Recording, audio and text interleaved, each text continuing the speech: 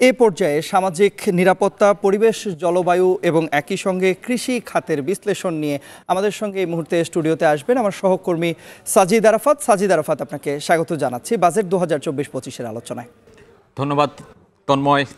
বাজেটের নানান ধরনের বিশ্লেষণ করছিলেন আপনি।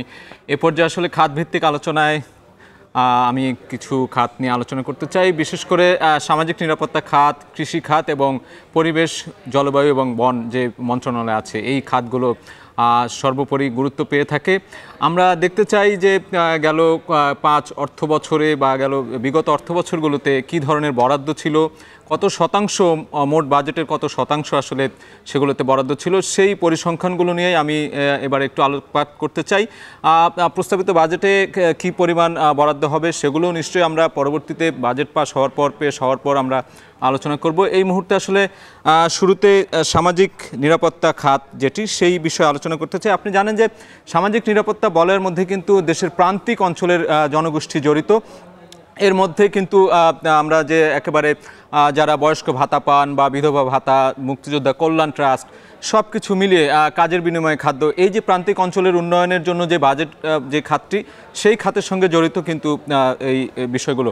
এবং আমরা বাজেটে সামাজিক নিরাপত্তা খাতের বরাদ্দ যদি দেখি, 2019-20 অর্থ বছরে আমরা দেখছি এই খাতে বরাদ্দ ছিল 74,367 কোটি টাকা। পরবর্তী অর্থ বছরে 2020-21-এ সেটি গিয়ে একটু বেড়েছে 95,574 কোটি টাকা আপনি দেখতে পাচ্ছেন। এবং ধারাবাহিকভাবে কিন্তু পরের অর্থ বছরগুলোতেও কিন্তু এই অর্থ বরাদ্দ বেড়েছে। 2021-22 এবং 22-23-এ গিয়ে সেটি 1,13,576 কোটি টাকা, এবং সবশেষ 2023-24 অর্থ বছরে সেটি ছিল 1,26,272 কোটি টাকা। অর্থাৎ এই যে সামাজিক নিরাপত্তা খাতের আওতাধীন যারা রয়েছেন, এই বেষ্টনী যে যারা রয়েছেন, তাদের উন্নয়নে বা তাদের যে উন্নয়ন বলি বা তাদের যে সামাজিক নিরাপত্তা বাড়ানোর জন্য, বলয় বাড়ানোর জন্য যে বরাদ্দ, সেটি কিন্তু পর্যায়ক্রমে বেড়েছে।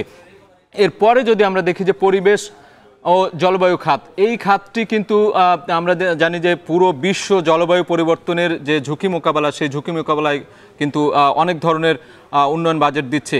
সেই জায়গাতে বাংলাদেশও কিন্তু পিছিয়ে নয়। জলবায়ু পরিবর্তনের একেবারে যে খারাপ পরিস্থিতি, সেগুলো কিন্তু আমরা প্রতি বছরই দেখছি। কিছুদিন আগে ঘূর্ণিঝড় রিমাল চলে গেল, তাতেও কিন্তু বাংলাদেশ বেশ বড় একটি ক্ষতির মুখে দাঁড়িয়েছে। এবং পর্যায়ক্রমে আমরা একটু বিশ্লেষণ দেখতে চাই। এখানে 2019-20 অর্থ বছরে বন, পরিবেশ ও জলবায়ু খাতে বাজেট বরাদ্দ ছিল 1,496 কোটি টাকা।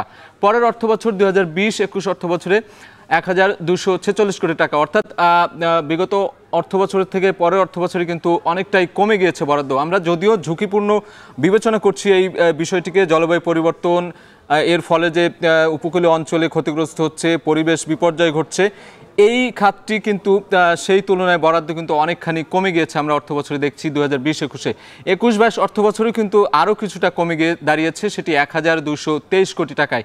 তবে 2022-23 অর্থ বছরে সেটি কিছুটা বেড়ে গিয়ে দাঁড়িয়েছে 1,501 কোটি টাকা। অর্থাৎ এই পরিবেশ উন্নয়ন বা জলবায়ু পরিবর্তনের যে ক্ষতি মোকাবেলা, সেটিতে কিছুটা মনোযোগ দেওয়া হয়েছে। এবং 2023-24 অর্থ বছরে সেটি আরও কিছুটা বেড়েছে 1,639 কোটি টাকা।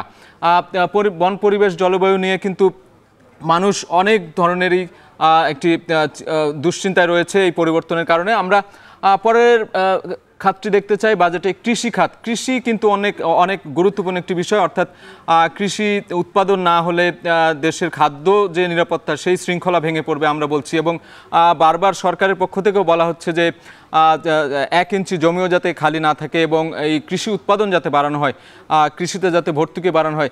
সেই বাজেটের আমরা মূল বাজেটের যে শতাংশ হারে যদি একটু বিশ্লেষণ করি, 2019-20 অর্থ বছরে বাজেটে কৃষি খাতে মোট বাজেটের 5.1% বরাদ্দ ছিল। পরের অর্থ বছর 2020-21 অর্থ বছরে সেটি খানিকটা বেড়ে 5.2-এ সেটি ছিল। পরের অর্থ বছর 2021-22-এও কিন্তু সেটি সমানই ছিল, অর্থাৎ কোনো ধরনের পরিবর্তন হয়নি, একেবারে অভিন্ন। 2022-23 অর্থ বছরে গিয়ে সেই শতাংশ কিছুটা বেড়ে 6.2-এ দাঁড়িয়েছে। তবে সবশেষ অর্থ বছর যেটি ছিল 2023-24, সেটিতে কিন্তু আবারও কমে 5.7 হয়েছে। তো বাজেটে কৃষি খাতকে কিন্তু গুরুত্ব দেওয়ার কথা বলা হচ্ছে। আমরা সেই শতাংশের হারে যদি দেখি সেটি কিন্তু অনেকখানি কমে গেছে সব শেষ অর্থ বছরে। আমরা একটু ভর্তুকির দিকে তাকাতে চাই। মূল বাজেট অনুপাতে যে বরাদ্দ ভর্তুকি 2019-20 অর্থ বছরে সেটি ছিল 9,000 কোটি টাকা, পরের অর্থ বছরে গিয়ে সেটি 1,000 কোটি টাকা কমে দাঁড়িয়েছে 8,000 কোটি টাকায়।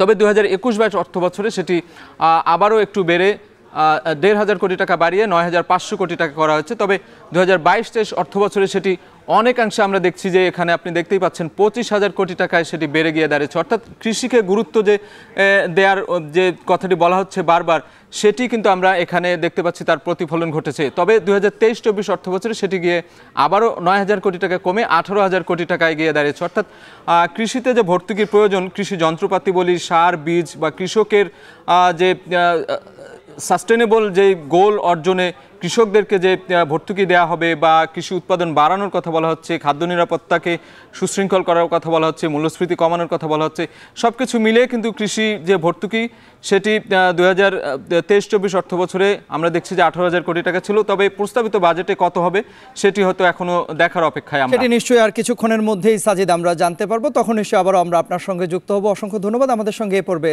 যুক্ত হবার জন্য।